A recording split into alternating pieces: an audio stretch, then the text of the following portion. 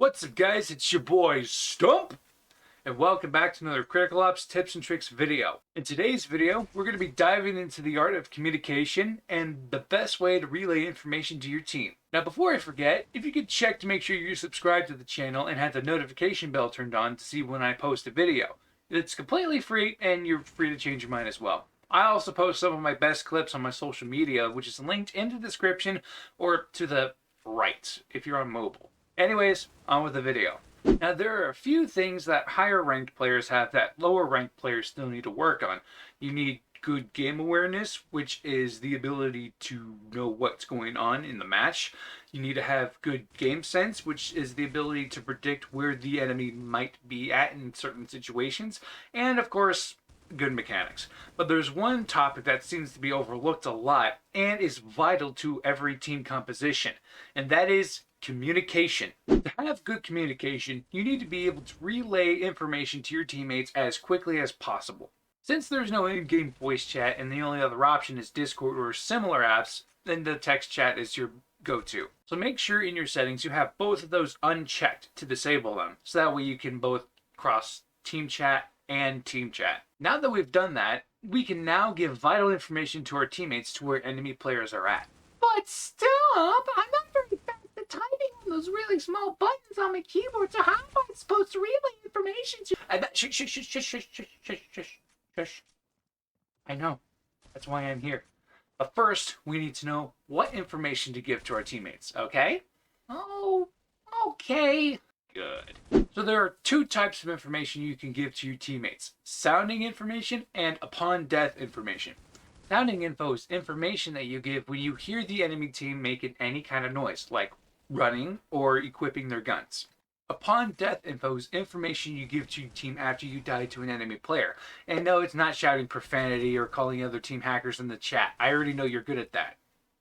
And I also know you're not very fast at typing. So I'm going to give you a secret formula that is going to allow you to know what information to give to your team if you have information. And that is #CLO. And to make sure you remember, I'm going to sing it to you. There was a guy and I just died, and here is what I know. #CLO, #CLO, #CLO, and that is all that I know.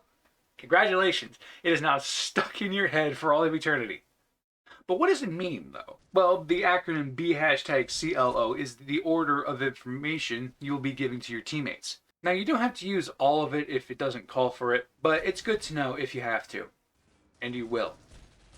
So B stands for the bomb, whether it's down or an enemy player that has killed you is carrying it. And you can tell if a player is carrying it by the blip on the radar. It'll have a little bomb symbol replacing it.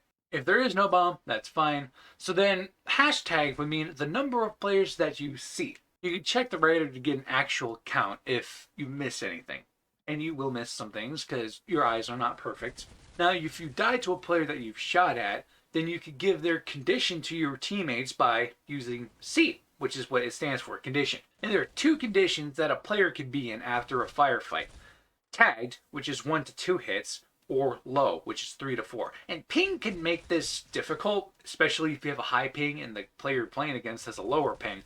Then it's going to look like you just dumped your whole clip into it, and they just eat the bullets like the Cookie Monster, except they're the bullet monster. But I digress. And don't say that a player is low after you only hit them once, because it's annoying, and I hate people that do that. Anyways, the L stands for the location of where the players are running from, or the place where you died. And you actually already know 7 different locations. You got A site, B site, mid, A long, B long,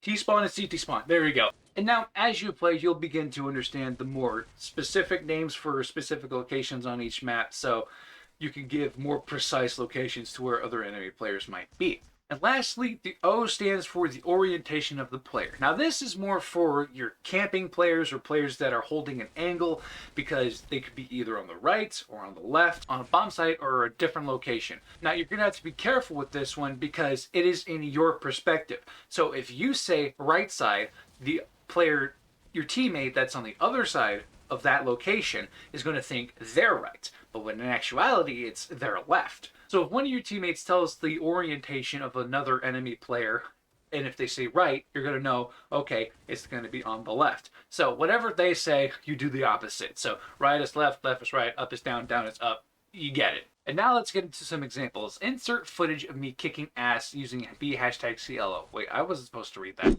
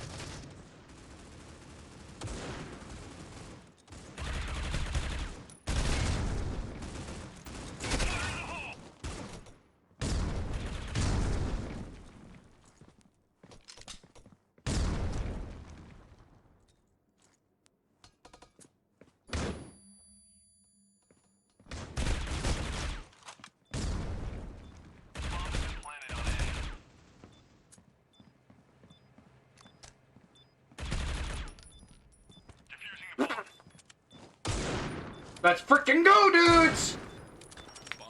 That was me! That was an ace! Now, as you can see, I don't always use the full word to relay the information to my team, and neither do you. You can abbreviate what you're saying, and most of the time the other players will understand. And you don't always need to relay everything. Just the location and the number of players is fine. But just make sure it's the things that are the most obvious. If you have to, you can split up the information you have by putting the most important information in the first line, and then the second line is anything else that they might need to know. Now, with that said, there is actually a faster and more efficient way to do what I have demonstrated, and it is called using voice chats. Now, I could go on and on about the different nuances of text chat, but if you're queuing for ranked with your friends and they have Discord, use it. Voice chat will always be faster than text chat, but if you're solo queuing or your friends don't have mics, then text chat is going to be your best option in that situation. And if you're using text chat in the game, please, for the love of God, use team chat. And that about does it for this video. Hope you guys learned something new today. And if you made it this far in the video, thank you so much for watching. Be sure to leave a like if you enjoyed this video. And as always, stay safe. Bye-bye.